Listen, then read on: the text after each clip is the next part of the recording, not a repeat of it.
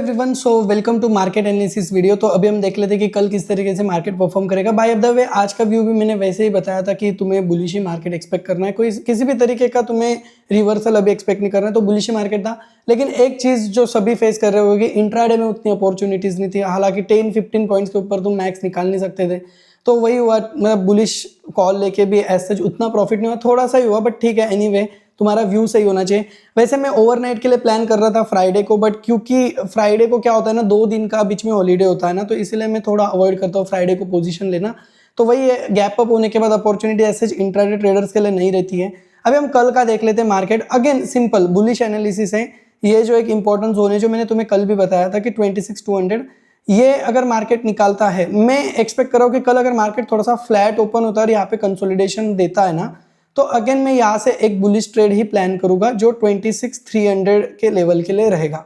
I hope कि कल market gap up open ना हो, एक फ्लैट ओपन हो। तो फ्लैट ओपन होने के बाद कंसोलिडेशन के बाद, क्योंकि कल एक्सपायरी भी है, तो मुझे ऐसा लगता है कि एक अपॉर्चुनिटी हमें बुलिश साइड में भी मिल सकती है। तो और वही एक्सपेक्ट करूंगा मैं।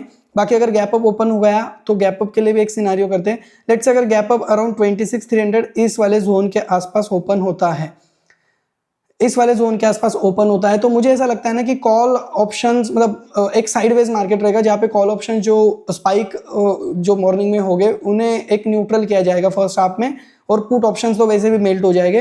तो अगर कल गैप अप ओपन होता है इस वाले जोन पे, तो हो सकता है कि फर्स्ट हाफ में तुम्हें ज़्यादा बड़ी अपॉर्चुनिटी ना मिले, और सेकेंड हाफ में अगर यहाँ पे कंसोलिडेशन होता है फर्स्ट हाफ में, तो अगेन सेकेंड हाफ में तुम्हें एक बुलिश साइन के लिए ही जाना है।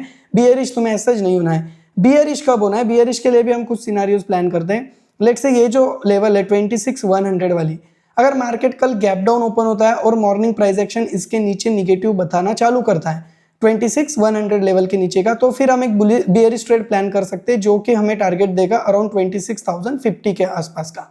ऑप्शन चेन इसलिए डिस्कस नहीं कर रहा हूँ क्योंकि एफआईआईज की एक्टिविटी बहुत नॉर्मल है। जो भी प्लेयर्स है वो एक तो इंडियन रिटेलर है, और मतलब बेसिकली इंडियन इंस्टीट्यूशंस के बीच में ही है।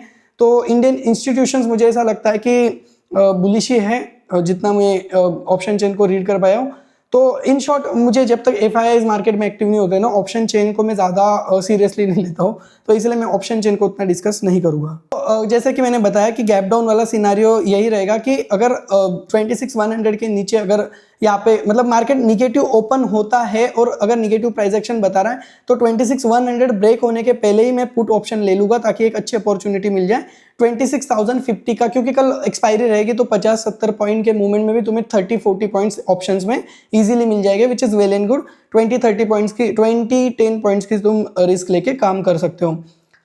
अगर बड़ा गैप डाउन हो जाता है, लेट से अराउंड इस वाले जोन पे जो क्या आता है 26,050 का, अगर यहाँ पे गैप डाउन ओपन हो जाता है, तो यहाँ पे भी मैं एक बियरिश सिनारियो ही पकड़ के चलूंगा। बेसिकली मेरा कल का जो एनालिसिस रहेगा वो फॉलो अप के लिए रहेगा कि लेट से अगर बड़ा गैप डाउन ओपन होता है तो मैं फॉलो अप ट्रेड लूंगा और बियरिश साइड ही लूंगा, और अगर बड़ा गैप अप ओपन होता है तो अगेन गैप अप के लिए मैं हमेशा कंसोलिडेशन का वेट करता हूँ, और कंसोलिडेशन के बाद अगेन मैं एक बुलिश साइड का ट्रेड लूंगा। यही मोटा मोटी सिंपल सिनारियो रहेगा। बाकी अगर इंट्राडे ट्रेड्स चाहिए, लाइव ट्रेड्स चाहिए, तो तुम मेरे फ्री टेलीग्राम चैनल को ज्वाइन कर सकते हो, और मेरी प्रीमियम मेंबरशिप भी ले सकते हो, जहाँ पे तुम इंट्राडे में ट्रेड्स मिलते हैं। सो बाय बाय, टेक केयर, ध्यान रखे सब लोग अपना। बाकी ज्यादा चीजें डिस्कस नहीं कर रहा हूँ, न्यूज फ्लो बुलिश है। आपसे अलग अलग न्यूज डिस्कस करके कोई मतलब नहीं, ओवरऑल न्यूज फ्लो बुलिश है, ओवरऑल मार्केट सेंटिमेंट भी बुलिश है, एफआईआईज की एक्टिविटी कम है, ओवरऑल ट्रेंड अभी भी बुलिश इंटैक्ट है, ओवरऑल लॉन्ग टर्म ट्रेंड भी बुलिश है, बट शॉर्ट टर्म के लिए शायद थोड़ी सी बियरिशनेस है, एक प्रॉफिट बुकिंग भी आ सकती है, तो इसके लिए भी तुम्हें रेडी रहना है।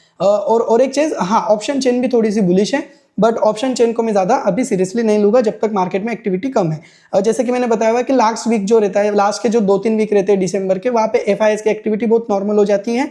और एक ट्रेंड मैंने ये भी देखा हुआ है कि जब भी एफआईआईज रिटर्न आते हैं उन्हें मार्केट एक्सपेंसिव मिलता है। तो मार्केट एक्सपेंसिव मतलब मार्केट ऊपर मिलता है, और मार्केट ऊपर कब मिलेगा, बेसिकली जो डीआईआईज है वो ऐसे ही गैप अप कर करके मार्केट को ऊपर लेके जाएंगे, और जब एफआईआईज की बारी आएगी बाय करने की, तो हमेशा उसमें थोड़ा सा एक्सपेंसिव प्रीमियम मार्केट मिलता है। बट एफआईआईज को अगर इंटरेस्टिंग वैल्यूएशन मिल रहा है तो वो प्रीमियम मतलब बेसिकली थोड़ा हाई वैल्यू पे करके भी मार्केट में एंट्री बना लेते हैं। That's it, bye bye, take care, और ध्यान रखें सब लोग।